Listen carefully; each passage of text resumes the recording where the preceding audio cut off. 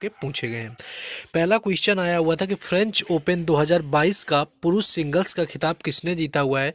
तो लाल बजरी के बादशाह कहे जाने वाले स्पेन के राफेल नडाल ने नॉर्वे के कैस्पर रूड को हरा करके अपना 14वां फ्रेंच ओपन 2022 का खिताब जीत लिया है। तो यहाँ पर आपका राफेल नडाल राइट आंसर हो जाएगा। जिनकी बात करी जाए तो ये स्पेन से संबंधित खिलाड़ी हैं और इनका यानी फ्रेंच ओपन का उप विजेता की बात करें तो उप विजेता जिसे राफेल नडाल ने हराया हुआ है वो कैस्पर रूड थे, जो कि नॉर्वे देश से संबंधित है। तो फ्रेंच ओपन से ये हर ओपन का ये मोस्ट रिपीटेड क्वेश्चन है जो कि पूछा जा रहा है। तो यहाँ पर फ्रेंच ओपन वाला ये क्वेश्चन था आपका 2022 का विजेता राफेल नडाल यहाँ पर राइट आंसर था। नेक्स्ट क्वेश्चन पूछा गया था कि संविधान का अनुच्छेद 371 ए किससे संबंधित है। तो अनुच्छेद 371 ए के तहत नागालैंड को कुछ विशेष दर्जा प्रदान किया गया है। नागालैंड राज्य के संबंध में विशेष प्रावधान है। नागा धर्म या सामाजिक प्रथाओं, नागा प्रथागत कानून एवं प्रक्रिया तथा नागा प्रथागत कानून के अगर बात करें के अनुसार दीवानी और आपराधिक न्याय प्रशासन के निर्णयों के मामले में संसद कानून नहीं बना सकती। तो ये आपका उत्तर पूर्वी राज्यों से संबंधित था। यहाँ पर संविधान का अनुच्छेद 371 ए जो कि पॉलिटी से यहाँ पर ये क्वेश्चन पूछ लिया गया था। नेक्स्ट आगे बढ़ेंगे। नेक्स्ट क्वेश्चन था कि सिंगापुर ओपन 2022 का खिताब किसने जीता। अगर सिंगापुर ओपन की बात करें तो पीवी सिंधु ने पहला सिंगापुर ओपन खिताब जीता है, जिन्होंने चीन की वांग जी यू को हराया हुआ है। और तो पीवी सिंधु ने चीन की वांग जी यू को हरा करके सिंगापुर ओपन 2022 का खिताब जीत लिया है। फाइनल मैच में उन्होंने चीन की खिलाड़ी वांग जी यी को 21-9, 11-21 और 21-15 से हराकर इस खिताब पर कब्जा किया हुआ है। यह उनका पहला सिंगापुर ओपन खिताब रहा हुआ है। तो पीवी सिंधु का यह पहला खिताब था जो कि जीता हुआ है सिंगापुर ओपन। तो आपका आज सिंगापुर ओपन भी 2022 का पूछ लिया गया है और इसके साथ यहाँ पर फ्रेंच ओपन 2022 का भी पूछ लिया है। तो ये जितने भी ओपन हुए हैं इनको आसानी से सबको याद रखना है, क्योंकि क्वेश्चन यहाँ पर से मोस्टली आपके पूछे जा रहे हैं। नेक्स्ट क्वेश्चन देखेंगे, लेकिन उससे पहले जिन लोगों ने अभी तक वीडियो को लाइक और चैनल को सब्सक्राइब नहीं किया हुआ तो सबसे पहले वीडियो को लाइक करना और चैनल को सब्सक्राइब कर लेना है, क्योंकि हर एग्ज़ाम से रिलेटेड यहाँ पर आप सभी लोगों का एनालिसिस दिया जाता है। साथ ही साथ हर एग्ज़ाम की प्लेलिस्ट बनी हुई है, आप आसानी से जाकर किसी भी एग्ज़ाम को चेक कर सकते हैं। वहाँ पर आपका किसी भी एग्ज़ाम का एनालिसिस, बाकी व्हाट्सएप ग्रुप और टेलीग्राम चैनल दोनों का लिंक डिस्क्रिप्शन में दिया हुआ है, उससे जुड़ जाना है, क्योंकि वहाँ पर आपको बाकी सारी और अपडेट और इन सारे क्वेश्चंस के जो पूछे जा रहे हैं इनकी पीडीएफ वहाँ पर फ्री में प्रोवाइड करा दी जाती है। चलिए क्वेश्चन देखते हैं। क्वेश्चन ये है कि अनुराग ठाकुर ने वाटर पार्क स्पोर्ट का उद्घाटन कहाँ पर किया है। तो हिमाचल प्रदेश इसका राइट आंसर हो जाएगा। केंद्रीय युवा वर्ग, कार्य और खेल मंत्री अनुराग सिंह ठाकुर ने हिमाचल प्रदेश के बिलासपुर के कोल्डम बरमाना में एक वाटर स्पोर्ट्स सेंटर का उद्घाटन किया है। इस केंद्र में रोइंग, कैनोइंग और कयाकिंग जैसे वाटर स्पोर्ट की प्रशिक्षण दिया जाएगा। इस अवसर पर अनुराग ठाकुर ने कहा कि 40 खिलाड़ियों का चयन किया जाएगा जो रोइंग, कैनोइंग और कयाकिंग में भाग ले सकेंगे। तो यह वाटर स्पोर्ट से रिलेटेड करंट का क्वेश्चन पूछा गया था। नेक्स्ट क्वेश्चन था कि वसा में घुलनशील विटामिन कौन कौन से आपको ऑप्शन दिए हुए थे। B1 था, B4 था, विटामिन के था, आई थिंक C था, D था, ऐसे कुछ ऑप्शन दिए हुए थे। तो अगर वसा में घुलनशील विटामिन की बात करें तो वसा में घुलनशील जो विटामिन होते हैं आपका विटामिन ए, उसके साथ विटामिन डी, विटामिन ए और विटामिन के, ये 4 विटामिन होते हैं आपका A, D, E, K, ये आपके वसा में घुलनशील होते हैं, जिसमें कि ऑप्शन में आपका डी दिया हुआ था। तो डी वहाँ पर बिल्कुल राइट आंसर था, जो कि वसा में घुलनशील विटामिन होता है। नेक्स्ट क्वेश्चन था कि टीपू सुल्तान की राजधानी कौन सी थी। अगर टीपू सुल्तान की बात करें तो श्रीरंगपट्टनम यहाँ पर राइट आंसर हो जाएगा, जो कि टीपू सुल्तान की राजधानी थी। और यहाँ जगह जगह टीपू के युग के महल, इमारतें और खंडहर बने हुए हैं। तो श्रीरंगपट्टनम यहाँ पर राइट आंसर था, जो कि टीपू सुल्तान की राजधानी रही हुई थी। नेक्स्ट क्वेश्चन था कि द लिविंग माउंटेन पुस्तक के लेखक कौन है। अगर द लिविंग माउंटेन की बात करें तो इसका सही उत्तर आपका हार्पर कॉलिंस पब्लिशर्स हो जाएगा, यानी हार्पर कॉलिंस पब्लिशर इंडिया है इसने कि ये पुस्तक द लिविंग माउंटेन लिखी हुई है। The living mountain a fable for times Jnanpith विजेता और अंतर्राष्ट्रीय स्तर पर प्रसिद्ध लेखक अमिताभ घोष की यहाँ पर आपकी नई आगामी पुस्तक है। तो यहाँ पर से पब्लिश हुई है। और लेखक की बात करें तो अमिताभ घोष इसके लेखक हैं, जो कि वहाँ पर ऑप्शन में दिया होगा। तो अमिताभ घोष वहाँ पर राइट आंसर था। हार्पर कॉलिंस पब्लिशर्स इंडिया ने अपने प्रतिष्ठित फोर्थ स्टेट छाप के तहत जनवरी फरवरी 2022 में एक विशेष स्टैंड अलोन संस्करण के रूप में लिविंग माउंटेन को प्रकाशित किया हुआ था। नेक्स्ट एक क्वेश्चन यहाँ ये पूछा गया था कि 2022 का जो ऑस्कर अवार्ड है बेस्ट डॉक्यूमेंट्री फिल्म में किसे दिया गया। तो 2022 का पूछा गया था, तो कोडा यहाँ पर राइट आंसर हो जाएगा। कोडा को बेस्ट फिल्म के लिए ऑस्कर अवार्ड से सम्मानित किया गया और बेस्ट डॉक्यूमेंट्री फीचर के लिए द समर ऑफ सोल को ऑस्कर मिला हुआ था। 2022 की अगर बेस्ट डॉक्यूमेंट्री पूछी गई थी तो द समर ऑफ सोल हो जाएगी, और वही बेस्ट फिल्म की बात करें तो कोडा हो जाएगा। भारतीय फिल्म राइडिंग विद फायर को भी श्रेणी में नामांकित किया गया था। और 2023 का पूछा गया अगर, तो द विस्परिंग एलिफेंट आपका यहाँ पर राइट आंसर हो जाएगा अगर 2023 का पूछा हुआ है। नेक्स्ट क्वेश्चन है कि मानव शरीर में फ्लैट हड्डी कौन कौन सी होती है। तो जो फ्लैट यानी कि चपटी हड्डियां होती हैं जिनका कार्य मुख्य कार्य तो व्यापक सुरक्षा या मांसपेशियों के लिए लगाव के लिए चौड़ी सतहों का प्रावधान है। इन हड्डियों को सपाट प्लेटों में विस्तारित किया जाता है। इसमें कि आपकी कपाल आ जाती है, इलियम आती है, उरोस्थी आती है, रिब पिंजरे के रूप में आता है। जो चपटी हड्डियाँ हैं पश्चकाल, पार्श्विकाल, ललाट, नाक, लैक्रिमल, वोलर, कूल्हे की हड्डियाँ, ये कुछ हड्डियाँ होती हैं। तो इन्हें में से कोई ऑप्शन आपका दिया होगा जो कि राइट आंसर था। नेक्स्ट क्वेश्चन था कि विजयनगर साम्राज्य की राजधानी कौन सी थी। अगर विजयनगर साम्राज्य की बात करें तो हम्पी इसका राइट आंसर हो जाएगा, जो कि हरियर और बुक्का ने 1336 में विजयनगर साम्राज्य की स्थापना की थी, जो कि हम्पी इसकी पहली राजधानी बनी। और विजयनगर भारत के कर्नाटक राज्य में विजयनगर जिले में स्थित एक शहर है, और यह प्राचीनतम विजयनगर साम्राज्य की की राजधानी रहा हुआ है। नेक्स्ट क्वेश्चन यहाँ पर एक ये पूछा गया था कि जो ग्राम सेवा कार्यक्रम होते हैं वो किस बैंक के द्वारा शुरू किया गया था। करंट का क्वेश्चन है आपका। तो जब ग्राम सेवा कार्यक्रम की बात करें तो भारतीय स्टेट बैंक इसका राइट आंसर हो जाएगा। यानी भारतीय स्टेट बैंक ने भारत के 6 राज्यों में SBI फाउंडेशन के ग्राम सेवा कार्यक्रम की शुरुआत की। इस साल गांधी जयंती पर भारतीय स्टेट बैंक ने घोषणा की कि SBI ग्राम सेवा कार्यक्रम के चौथे चरण के तहत पूरे भारत में 30 दूर दराज के गांवों को गोद में लिया जाएगा। यानी ग्राम सेवा जो यहाँ पर कार्यक्रम है इसकी शुरुआत भारत के स्टेट बैंक है यानी भारतीय स्टेट बैंक के द्वारा की गई थी। यानी स्टेट बैंक ऑफ इंडिया यहाँ पर राइट आंसर था। नेक्स्ट क्वेश्चन है कि सह्याद्री जो है वो किसे कहा जाता है। अगर सह्याद्री की बात करें तो भारत के पश्चिमी तट पर स्थित पर्वत श्रृंखला को पश्चिमी घाट या सह्याद्री कहा जाता है। यानी जो भारत का पश्चिमी तट है जो उस पर स्थित जो पर्वत श्रृंखला है उसको सह्याद्री के नाम से जाना जाता है। दक्कनी पठार के पश्चिम किनारे के साथ साथ यह पर्वतीय श्रृंखला उत्तर से दक्षिण की तरफ 1600 किलोमीटर लंबी है और विश्व में जैविक विविधता के लिए यह महत्वपूर्ण है और इस दृष्टि से विश्व में इसका 8वां स्थान है। तो ये 8वां स्थान जैव विविधता के हिसाब से है कि विश्व में जो जैव विविधता का सह्याद्री का जो स्थान है वो विश्व में 8वां स्थान आया जाता है जहाँ पर सबसे अधिक जैव विविधता पाई जाती है। नेक्स्ट क्वेश्चन हम लोग आगे देखेंगे।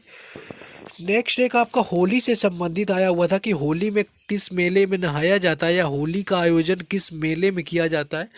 इस तरह से कुछ क्वेश्चन एग्जैक्ट नहीं मिल पाया तो जिनका एग्जाम था वो इसको कंफर्म करेंगे। अगर होली में नहाने से मेला आपका कुंभ मेला था तो भी आप बता सकते हैं। बाकी होली में कानपुर में भी आपका गंगा मेला का आयोजन किया जाता है तो गंगा पर भी मेला लगता है आपका जो कि होली के उपलक्ष्य में लगता है। बाकी अगर बात करें लठमार होली अगर पूछी गई थी तो ब्रज के बरसाना गाँव में होली एक अलग तरह से खेली जाती है जिसे कि लठमार होली कहा जाता है। और ब्रज में वैसे भी होली जो है खास मस्ती भरा होता है क्योंकि कृष्ण और राधा के प्रेम से जुड़कर देखा जाता है। यहाँ की होली मुख्यतः नंद गांव के पुरुष और बरसाने गांव की महिलाएं भाग लेते हैं क्योंकि कृष्ण नंद गांव के थे और राधा यहाँ पर बरसाने की संबंधित थी। नेक्स्ट क्वेश्चन है यहाँ पर ये पूछा गया था कि आरपीजी का फुल फॉर्म पूछ लिया गया था कि आरपीजी का फुल फॉर्म क्या होगा।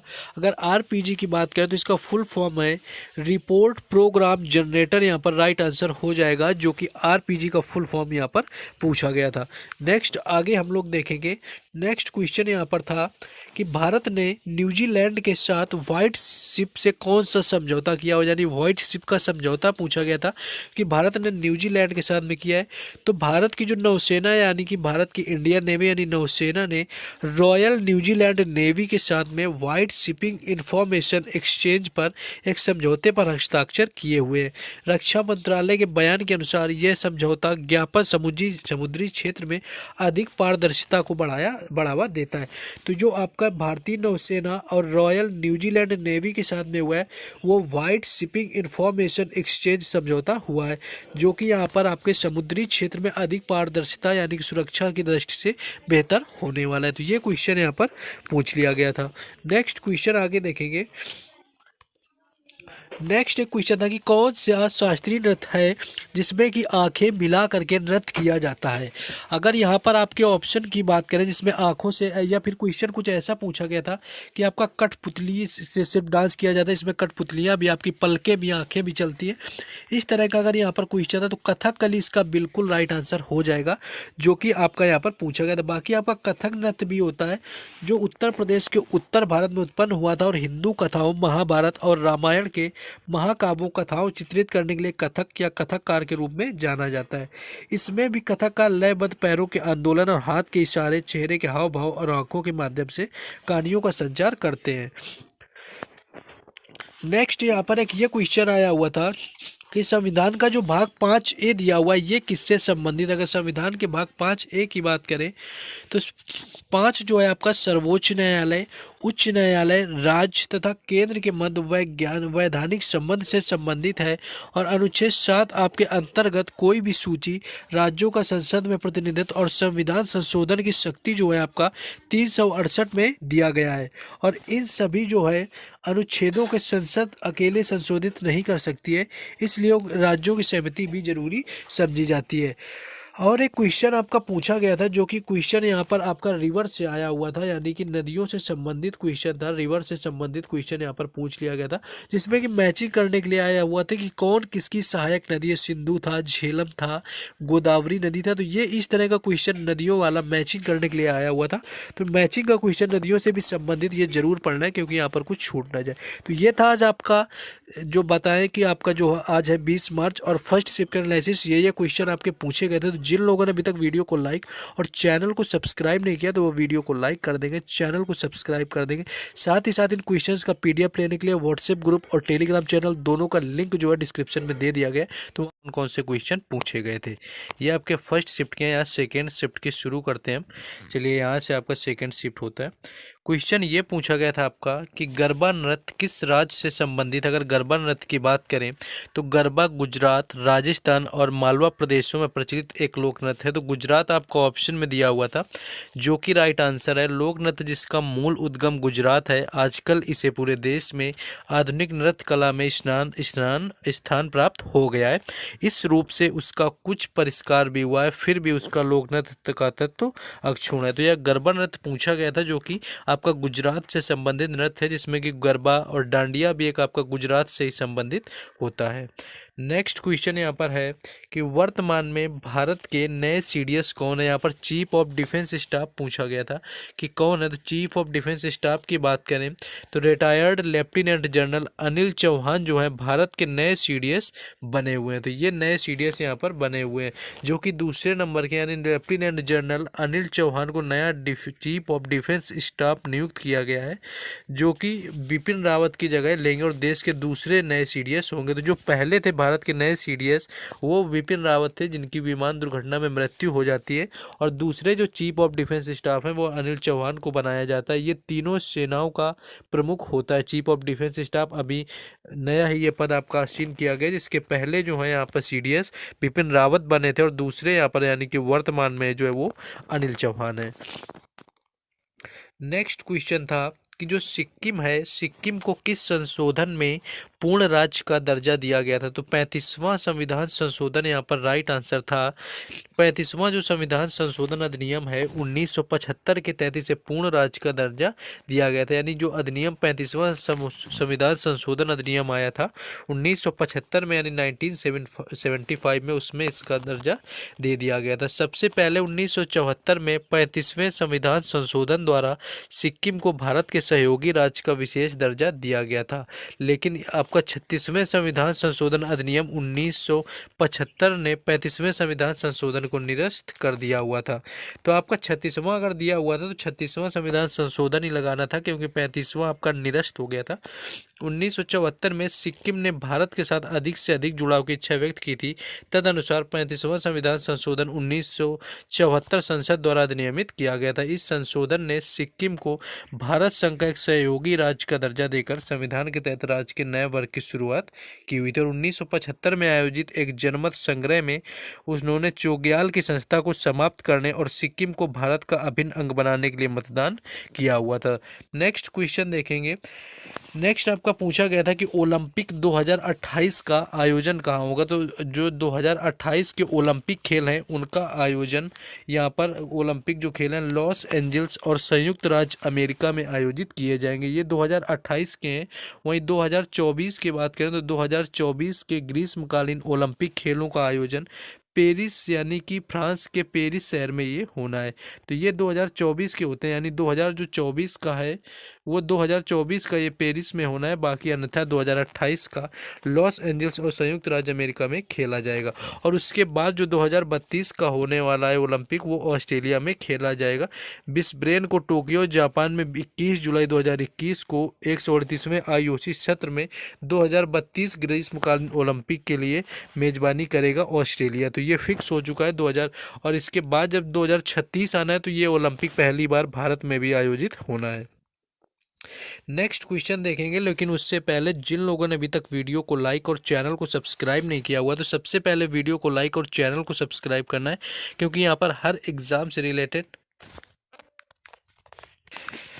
नेक्स्ट क्वेश्चन ये पूछा गया था कि एशिया कप 2022 का विजेता कौन था। तो महिला एशिया कप 2022 की बात करें तो इसका फाइनल मुकाबला भारत और श्रीलंका के बीच शनिवार को खेला गया था, जिसमें कि भारतीय महिला टीम ने एशिया कप के इतिहास में 7वीं बार चैंपियन बनी हुई है।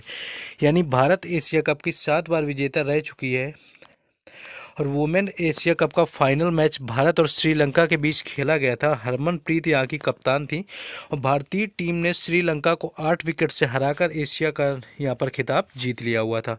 तो यहाँ पर सब्सक्राइब करने से रिलेटेड बात थी कि जिसने सब्सक्राइब नहीं किया वो सब्सक्राइब कर देगा, वीडियो को लाइक कर देगा।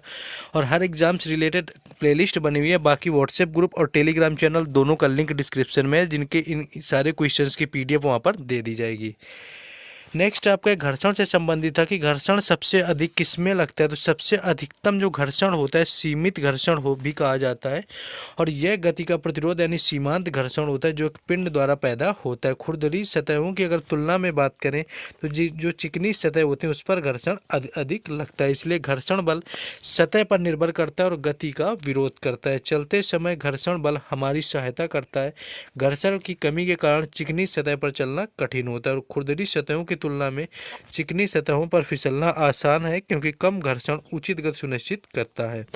नेक्स्ट एक क्वेश्चन आपका कुछ इस तरह से पूछा गया था कि राष्ट्रमंडल खेल में निम्न में से किस खेल में स्वर्ण पदक यानी कि गोल्ड मेडल नहीं जीता गया। इसमें थोड़ा ये क्वेश्चन घुमा के पूछा था कि किस खेल में इन चारों में से ऑप्शन में किस में गोल्ड मेडल नहीं जीता गया। तो यहाँ पर हम बात करने वाले हैं तो राष्ट्रमंडल खेल में भारत के स्वर्ण पदक जिसमें हुआ था आपका एक भारत तोलन था, जिसमें कि मीराबाई चानू ने स्वर्ण पदक जीता हुआ था। यानी कि अगर उसमें भारत तोलन दिया हुआ था तो वो आपका आंसर नहीं था।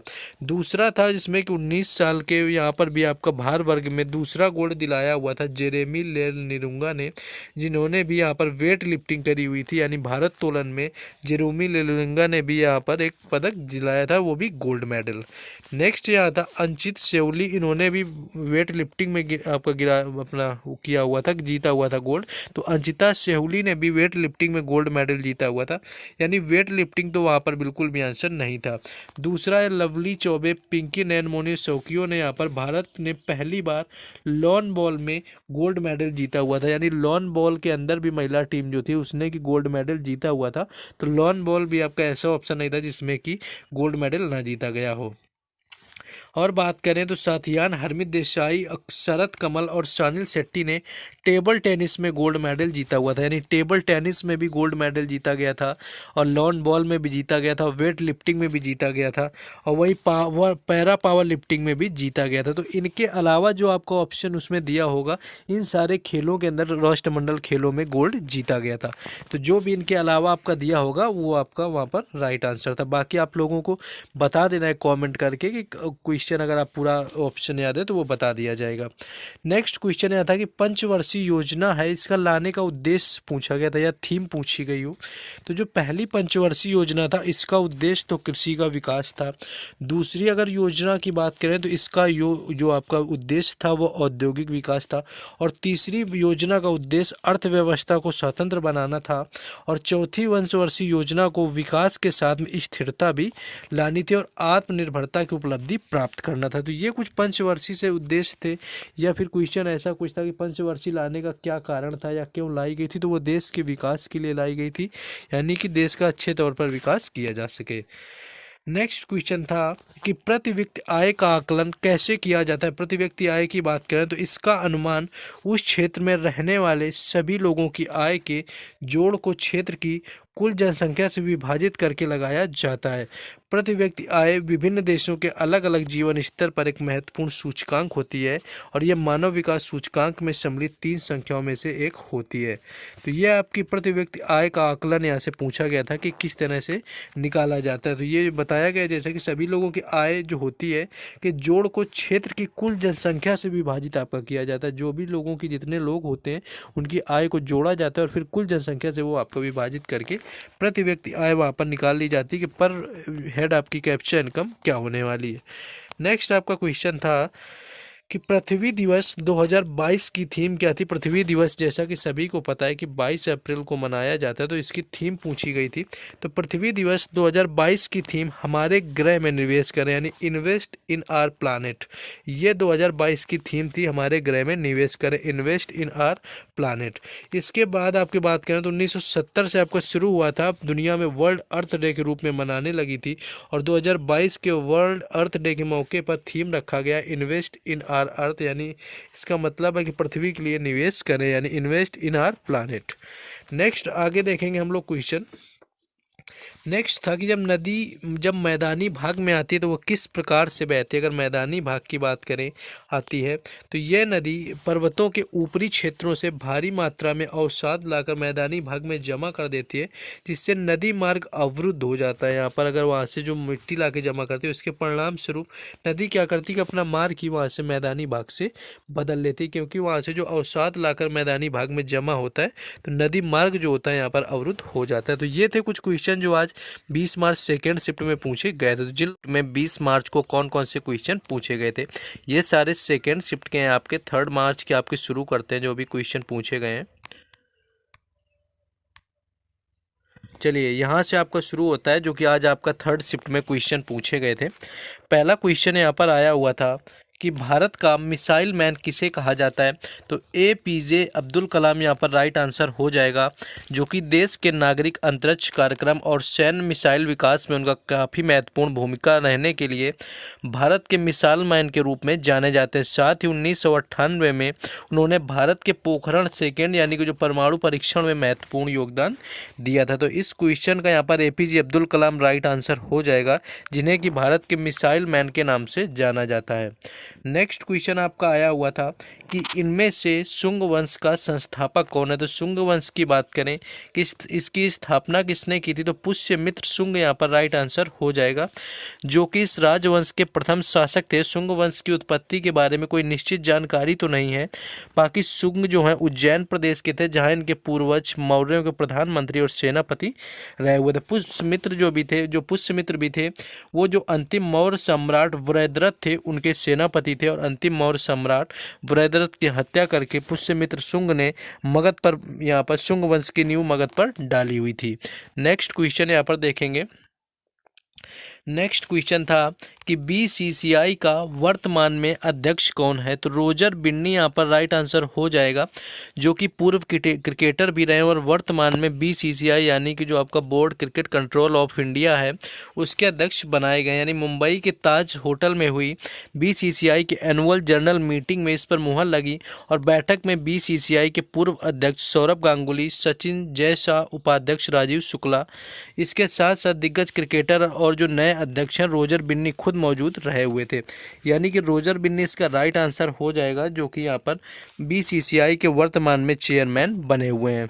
नेक्स्ट क्वेश्चन आगे देखेंगे हम लोग, लेकिन उस क्वेश्चन को देखने से पहले जिन लोगों ने अभी तक वीडियो को लाइक और चैनल को सब्सक्राइब नहीं किया हुआ है तो सबसे पहले वीडियो को लाइक कर देना और चैनल को जरूर सब्सक्राइब कर लेना है, क्योंकि हर एग्जाम से रिलेटेड एनालिसिस यहाँ पर आप सभी को करवाया जाता है। हर एग्जाम की प्लेलिस्ट बनी हुई है, आप आसानी से जा करके चेक कर सकते हैं। और बाकी इन क्वेश्चंस की जो आपके क्वेश्चन इसमें पीडीएफ में दिखाई दे रहे हैं, इन सारे क्वेश्चंस की चारों शिफ्टों की जब हो जाएगा एग्जाम, उनकी पीडीएफ बना के टेलीग्राम चैनल और व्हाट्सएप ग्रुप पर डाल दी जाती है, जिसका लिंक डिस्क्रिप्शन में दे दिया गया है, तो वहाँ से जुड़ जाएं तो इन क्वेश्चंस की पीडीएफ मिल जाएगी।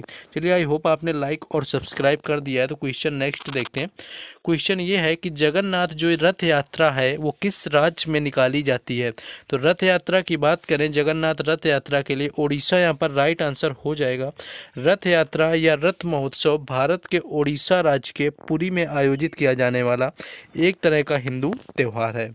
नेक्स्ट क्वेश्चन आपका ये पूछा गया था कि 1 टेराबाइट में कितने बिट्स होते हैं?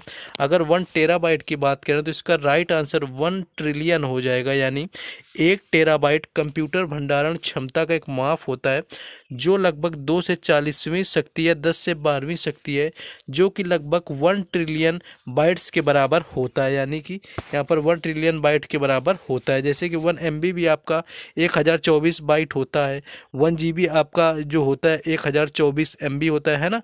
इस तरह से आपका यहाँ पर 1 टेराबाइट आपका पूछा गया था कि कितना बाइट होगा, तो इसमें 1 ट्रिलियन बाइट के बराबर आपका होता है। नेक्स्ट क्वेश्चन यहाँ पर एक मात्रक से आया हुआ था कि जो धारिता है उसका एसआई मात्रक क्या है? तो धारिता के एसआई मात्रक की बात करें तो कूलाम प्रति वोल्ट यहाँ पर हो जाएगा, जिसे कि फैरड भी कहा जाता है तथा इसे एफ से निरूपित करते हैं, यानी 1 फैरड इक्वल टू 1 कूलाम पर वोल्ट। तो ये क्वेश्चन यहाँ पर मात्रक से रिलेटेड पूछ लिया गया था।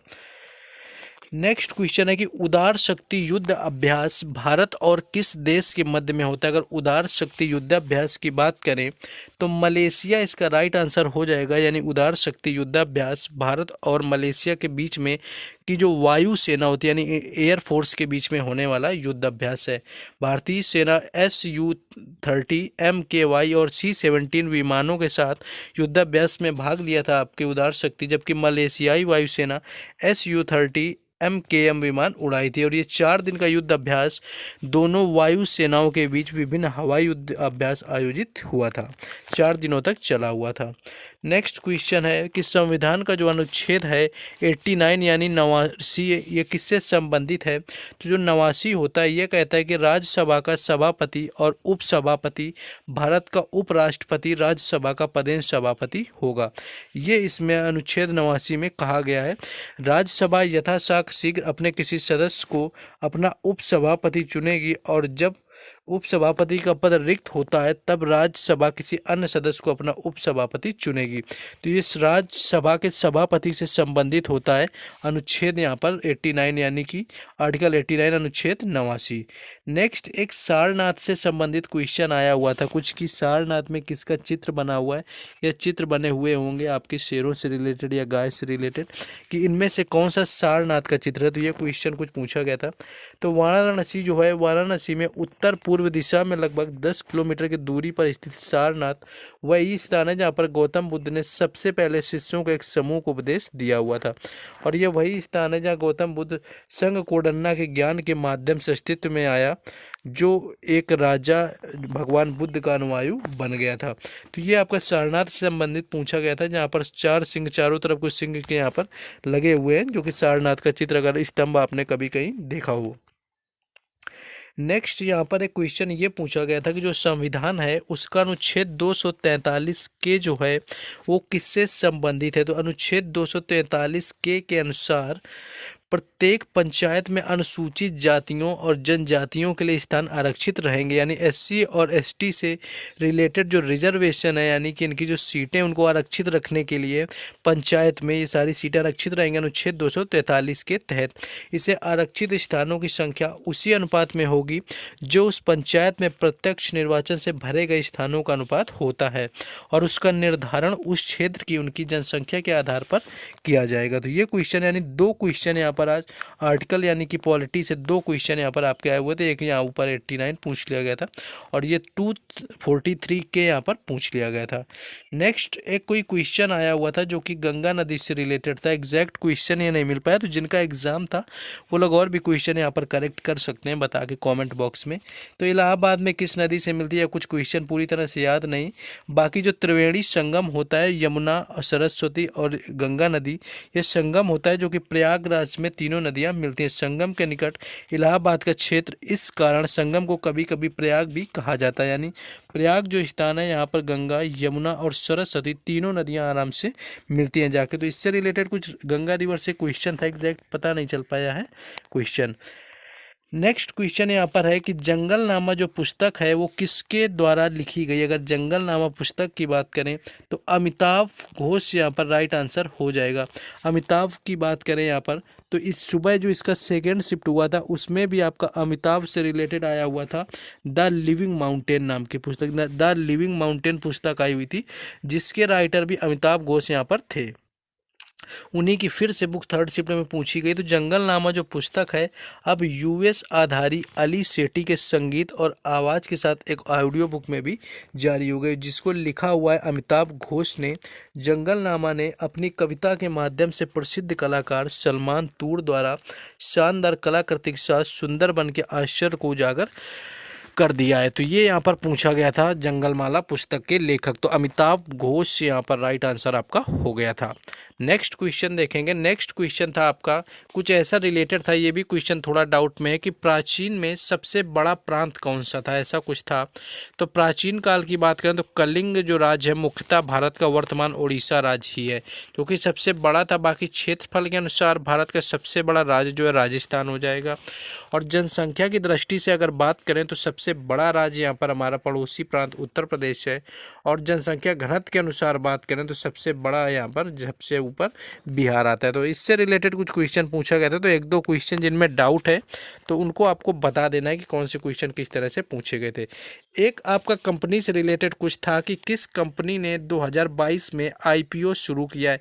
ऐसी तो बहुत सारी कंपनियां रही जिन्होंने यहाँ पर आईपीओ शुरू किया है, लेकिन अडानी विल्मार आपको ऑप्शन में दिया हुआ था, स्टूडेंट्स से पता चला है तो अडानी विल्मार ही हो जाएगा। अन्यथा और भी बात करें और कई कंपनियां हैं यहाँ पर, एग्जैक्ट जब पूरे ऑप्शन मिल पाएंगे तब बताना आसान होता है क्योंकि बहुत सारी कंपनियां आईपीओ में लिस्टेड हुई थी 2022 में। रुचि सोया भी थी, गो एयरलाइंस भी थी, मोबिक्विक भी थी, ESAF small finance bank limited, ये सारी कंपनियां हैं जो 2022 में आईपीओ में लिस्टेड हुई हैं। और भी बहुत सारी कंपनियां हैं, तो सारे जब तक ऑप्शन नहीं मिलते तो इसको थोड़ा यहाँ पर मैनेज करना मुश्किल हो जाता है।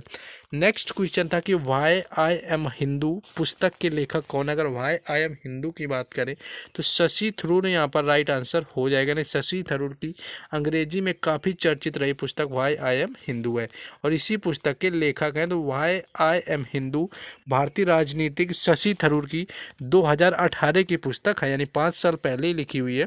और पुस्तक में थरूर हिंदू धर्म के इतिहास के बारे में लिखा और अपने स्वयं के धार्मिक विश्वासों को स्पष्ट करते हुए मूल सिद्धांत, साथ ही भारत में सामाजिक सांस्कृतिक विकास के बारे में भी लिखा हुआ है जो कि धर्म से संबंधित है। ये कुछ क्वेश्चन थे जो आपके 20 मार्च थर्ड शिफ्ट में एसएससी सीएचएसएल के एग्जाम में पूछे गए थे। तो जिन लोगों सारे आपके फर्स्ट सेकंड और थर्ड शिफ्ट के हैं, यहाँ पर हम बात करेंगे आपके जो लास्ट यानी कि फोर्थ शिफ्ट में पूछे गए हैं। फोर्थ शिफ्ट की बात करें तो पहला क्वेश्चन जो आपका यहाँ से शुरू होता है, फोर्थ शिफ्ट में पूछा गया था कि पहला द्रोणाचार्य अवार्ड जो है यानी द्रोणाचार्य पुरस्कार 1985 में किसे मिला था। तो प्रथम विजेता की बात करें तो इस पुरस्कार के पहले प्राप्तकर्ता भालचंद्र भास्कर भागवत थे जो कि कुश्ती के लिए मिला हुआ था। बाकी ओम प्रकाश भारद्वाज थे जिन्हें मुक्केबाजी के लिए मिला था, और OM थे नाम्बियार थे जिन्हें एथलेटिक्स के लिए मिला था। तो इन तीनों लोगों को 1985 में द्रोणाचार्य अवार्ड से सम्मानित किया गया था 1985 में, जो कि पहले विजेता रहे द्रोणाचार्य पुरस्कार के। तो इनमें से जो भी आपको ऑप्शन में दिया हो, भालचंद्र भास्कर भागवत या प्रकाश भारद्वाज या O.M. नाबियार, तो इन लोगों में से किसी एक का आपको ऑप्शन में दिया होगा, जो कि राइट आंसर था। इन्हें आपका 1985 में पहला द्रोणाचार्य पुरस्कार दिया गया था। नेक्स्ट क्वेश्चन था कि भगवंत मान सिंह मुख्यमंत्री बनने से पहले क्या था। अगर बात करें तो ये कॉमेडी, यहाँ पर कॉमेडी करते थे, यानी स्टैंड अप कॉमेडियन थे एक तरह के। तो भगवंत मान सिंह सियासत में आने से पहले कॉमेडी परफॉर्मर के तौर पर भी शोहरत हासिल की हुई है। यूथ कॉमेडी फेस्टिवल और इंटर कॉलेज जो कॉमेडी कॉम्पिटिशन में वे कॉमेडी टैलेंट को दिखा चुके हैं। मशहूर show great Indian laughter challenge में भी वो अपनी कॉमिक प्रस्तुतियों से अपना लोगों को यहाँ पर इंटरटेन करते रहे। तो भगवान मान सिंह जो है कॉमेडियन थे पंजाब के मुख्यमंत्री बनने से पहले, जो कि 2022 में आम आदमी पार्टी से पंजाब के मुख्यमंत्री बन गए हैं। नेक्स्ट क्वेश्चन ये था कि पुरुष एशिया कप 2022 में कहाँ पर आयोजित हुआ था। अगर पुरुष एशिया कप की बात करें कि 2022 में कहाँ आयोजित हुआ, तो ये संयुक्त अरब अमीरात में आयोजित हुआ था पुरुष एशिया कप 2022। इससे पहले ये श्रीलंका में आयोजित होना था, लेकिन श्रीलंका की आर्थिक राजनीतिक स्थिति को देखते हुए SCC जो थी उन्हें एशिया कप 2022 में आयोजित जो करने का निर्णय है वो संयुक्त अरब अमीरात में लिया गया था। तो ये संयुक्त अरब अमीरात में आयोजित हुआ था एशिया कप 2022। लगातार आपके 2 से 3 क्वेश्चन सेम आपके इस शिफ्टों में इसी से रिलेटेड एशिया कप से पूछ लिए गए। एक विजेता भी आपका 3rd शिफ्ट में पूछा गया था। तो घुमा फिरा के क्वेश्चन उसी तरह से यहाँ पे अभी तक पूछ लिए गए हैं। नेक्स्ट क्वेश्चन था कि मुस्लिम लीग ने कब अलग देश की मांग की हुई थी। तो 1940 इसका राइट आंसर हो जाएगा। मुस्लिम लीग ने 1940 में एक अलग पाकिस्तान राज्य की मांग की हुई थी। यह 1940 तक नहीं था कि लीग ने नए मुस्लिम राष्ट्र के गठन का आह्वान किया था, जो मौजूद भारत से अलग होगा। मुस्लिम लीग को डर था कि स्वतंत्र भारत में हिंदुओं का वर्चस्व होगा, इसलिए मुस्लिम लीग ने क्या किया कि 1940 में एक अलग देश बनाने की, यानी पाकिस्तान बनाने की मांग की हुई थी। तो 1940 इसका राइट आंसर हो जाएगा, जो कि मुस्लिम लीग ने मांग की हुई थी। नेक्स्ट यहाँ पर था कि चंपारण जो कृषि कानून था, चंपारण से जो कृषि कानून आया हुआ था वो किस वर्ष आया हुआ था, जिसका चंपारण सत्याग्रह गांधी जी ने 1917 में किया हुआ था। तो जो कृषि कानून से रिलेटेड पूछा गया था, तो इसका सही उत्तर 1918 हो जाएगा, 1918 हो जाएगा। चंपारण कृषि कानून ब्रिटिश सरकार द्वारा 1918 में पारित किया गया था, जब महात्मा गांधी ने किसानों की भूमि पर जबरन खेती को समाप्त करने के लिए 1917 में अपना ऐतिहासिक चंपारण सत्याग्रह आंदोलन किया हुआ था। यह विधेयक 19 नवंबर 1917 को आया हुआ था। तो ये यहाँ पर 1918 राइट आंसर था, जब चंपारण सत्याग्रह आया हुआ था। नेक्स्ट क्वेश्चन देखेंगे, लेकिन उससे पहले जिन लोगों ने अभी तक भी वीडियो को लाइक और चैनल को सब्सक्राइब न किया हो, तो सपोर्ट के लिए एटलीस्ट चैनल को सब्सक्राइब करें, क्योंकि हर एग्ज़ाम से रिलेटेड हर शिफ्ट का एनालिसिस यहाँ पर आपको मिलता है और हर एग्ज़ाम की प्लेलिस्ट बनी हुई है। आप जाकर के किसी भी दिन का किसी भी शिफ्ट का एनालिसिस देख सकते हैं। बाकी ये चारों शिफ्टें हो गई हैं। इन सारे शिफ्टों में जितने भी क्वेश्चन पूछे गए, उन सारे शिफ्टों के क्वेश्चन आप सभी लोगों को टेलीग्राम चैनल और व्हाट्सएप ग्रुप में फ्री में दे दिए जाएंगे भी PDF में। तो आपको टेलीग्राम चैनल और व्हाट्सएप ग्रुप दोनों का लिंक डिस्क्रिप्शन में दिया हुआ है, तो वहाँ से जुड़ जाएं, वहाँ पर दे दिया जाएगा। क्वेश्चन देखते हैं कि स्टार्टअप इंडिया जो है आपकी स्कीम वो कब शुरू हुई थी। तो स्टार्टअप इंडिया जो स्कीम थी, काफ़ी रिपीटेड क्वेश्चन है SSC का। 16 जनवरी 2016 को बैंक वित्त प्रदान करके भारत को स्टार्टअप बढ़ाने के लिए की गई थी। तो 16 जनवरी 2016 में की गई थी। स्टार्टअप इंडिया की जो पहल की घोषणा है वो 15 अगस्त 2015 को भारत के माननीय प्रधानमंत्री के द्वारा की गई थी। इसका प्रमुख जो पहल था, उद्देश्य में नवाचार और स्टार्टअप को बढ़ावा देने के लिए मजबूत इकोसिस्टम का निर्माण करने के लिए किया गया था। नेक्स्ट क्वेश्चन यहाँ पर पूछा गया था ये कि एशिया की सबसे बड़ी ताजे पानी की झील कौन सी। अगर पूरे एशिया की बात करें तो सबसे ताजे पानी की झील जो है वूलर झील यहाँ पर राइट आंसर हो जाएगा। वूलर झील एशिया की सबसे बड़ी ताजे पानी की झीलों में से एक है और ये जम्मू कश्मीर और जम्मू में बांदीपोरा ज़िले में स्थित है। तो जम्मू कश्मीर में है वूलर झील और एशिया की सबसे बड़ी ताजे पानी की झील मानी जाती है। नेक्स्ट आगे देखेंगे। नेक्स्ट एक खमीर के फर्टिलाइजेशन से रिलेटेड आया हुआ था कि किस प्रकार से खमीर का फर्टिलाइजेशन किया जाता है। तो जो अधिकांश यीस्ट होता है मुकुलन नामक असमिति विभाजन की प्रक्रिया द्वारा अलैंगिक प्रजनन करते हैं और पहले यह जनक कोशिका पर छोटी सी उभार पैदा करता है, यह पूर्ण आकार तक वृद्धि करता है और कली का यहाँ पर निर्माण होता है। जनक कोशिका का नाभिक संतति नाभिक में विखंडित हो जाता है और इस संतता कोशिक में माइग्रेट कर जाता है और इस प्रकार से यीस्ट का फर्टिलाइजेशन यानी कि खमीर का जो होता है फर्टिलाइजेशन हो जाता है। नेक्स्ट क्वेश्चन है, रिपीटेड क्वेश्चन है आपका, थर्ड शिफ्ट में भी आया हुआ था कि सितंबर 2022 में भारत के सीडीएस यानी कि चीफ ऑफ डिफेंस किसे बनाया गया है। तो भारतीय सेना के retired lieutenant general Anil Chauhan को देश के दूसरे सीडीएस बने हुए हैं और जनरल विपिन रावत की हेलीकॉप्टर क्रैश में निधन से उन्हें 28 सितंबर 2022 को सीडीएस के रूप में नियुक्त किया गया है। तो यहाँ पर इससे जो पहले सीडीएस थे भारत के वो बिपिन रावत थे जिनकी हेलीकॉप्टर दुर्घटना में मृत्यु हो जाती है और दूसरे सीडीएस अनिल चौहान बनाए जाते हैं। नेक्स्ट क्वेश्चन यहाँ पर था आपका जो आया हुआ था आज कि भारत का वर्तमान में न्याय मंत्री और कानून मंत्री जो है भारत का वो कौन है। तो किरण रिजिजू यहाँ पर राइट आंसर हो जाएगा, यानी किरण रिजिजू वर्तमान में कानून और न्याय मंत्री हैं।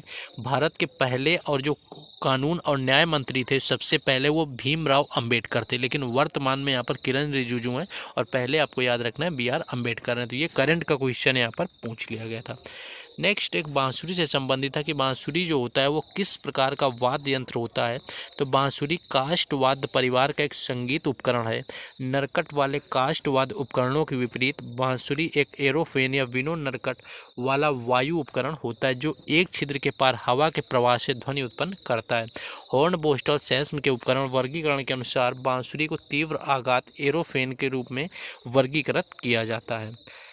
नेक्स्ट एक स्टेटमेंट से रिलेटेड आया हुआ था कि यश धूल है और जो बजरंग पूनिया है वो किस खेल से संबंधित है। ये यहाँ पर आपका स्टेटमेंट के रूप में दिया था। तो बजरंग जो पूनिया है उनका संबंध कुश्ती से, यानी पूनिया जो विश्व कुश्ती चैंपियनशिप में 4 पदक जीतने वाले एकमात्र भारतीय पहलवान बन गए हैं। वहीं अगर विजय धूल यानी विजय धूल की बात करें तो एक भारतीय क्रिकेट खिलाड़ी हैं जिन्होंने फरवरी 2022 में रणजी ट्रॉफी 2021-22 में दिल्ली क्रिकेट टीम के लिए प्रथम श्रेणी क्रिकेट में पदार्पण किया और एक सलामी बल्लेबाज के रूप में शतक बनाया हुआ था। तो ये दोनों स्टेटमेंट सही थे क्योंकि बजरंग पूनिया का संबंध कुश्ती से है और यश धूल का संबंध यहाँ पर आपका क्रिकेट से है। नेक्स्ट था कि उत्तरी पठार में कौन सी मिट्टी पाई जाती है। अगर उत्तरी पठार की बात करें तो जलोढ़ मिट्टी इसका राइट आंसर हो जाएगा, जो कि मुख्य रूप से उत्तरी मैदान में यहाँ पर पाई जाती है। नेक्स्ट एक क्वेश्चन जो आया हुआ था वो रिलेटेड कुछ CPU और रैंडम एक्सेस मेमोरी से था कि रैंडम और जो CPU एक्सेस मेमोरी होती है वो किससे अटैच होते हैं, ऐसा कुछ क्वेश्चन था।